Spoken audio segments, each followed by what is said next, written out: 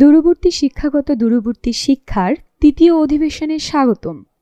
আমরা পূর্ববর্তী সেশনে দূরবর্তী শিক্ষার জন্য ইতিমধ্যে কিছু অ্যাক্টিভিটি করেছি। এখন কিছু ক্রিয়াকলাপের মাধ্যমে আমরা দূরবর্তী শিক্ষার বিষয়ে আরও জানব।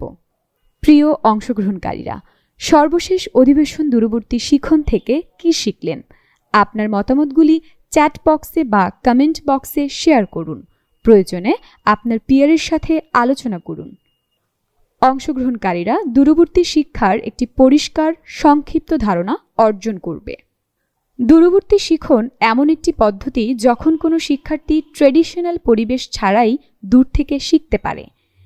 এই লার্নিং সিস্টেমে স্কুল, লার্নিং সেন্টার বা যে কোনো নির্দিষ্ট জায়গা যেখানে শিক্ষা কার্যক্রম হয়ে থাকে তার পরিবর্তে দূরত্বের মাধ্যমে, যেমন phone text, phone call, video, radio session, online platform ইত্যাদির মাধ্যমে শিক্ষা নিশ্চিত করা হয়।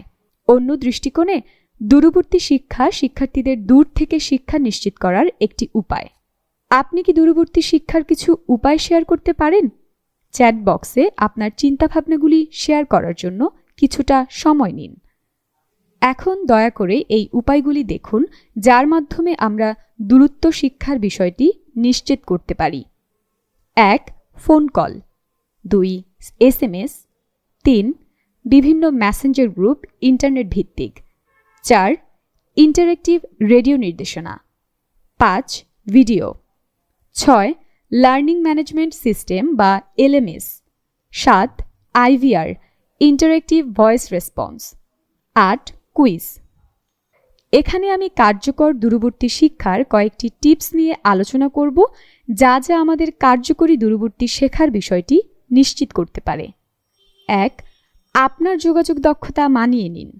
2. একটি সময়সূচি রাখুন। 3. সেরা সরঞ্জাম বাছাই করুন। 4. আপনার ছাত্রকে অনুপ্রাণিত করুন। 5. অনলাইন শিক্ষাকে যতটা সম্ভব ইন্টারেক্টিভ করুন। 6. কন্টেন্ট সহজগম্য রাখুন। দূরবর্তী শিক্ষার একটি গুরুত্বপূর্ণ কার্যকারিতা রয়েছে। আসুন বর্তমান প্যান্ডেমিক পরিস্থিতি সম্পর্কে ভাবা যাক। প্রতিটি শিক্ষাকেন্দ্র বন্ধ রয়েছে, এমনকি সমস্ত শিক্ষা প্রতিষ্ঠান বন্ধ। এই উদ্বেগের ভিত্তিতে কেবল শিক্ষার ধারাবাহিকতা অব্যাহত রাখতে দূরবর্তী পড়াশোনা চালিয়ে যাওয়া যায়। রিমোট লার্নিংয়ে শিক্ষা গ্যাপ পূরণ করার ব্যবস্থা রয়েছে। আশা করি আপনি এই অধিবেশন উপভোগ করেছেন।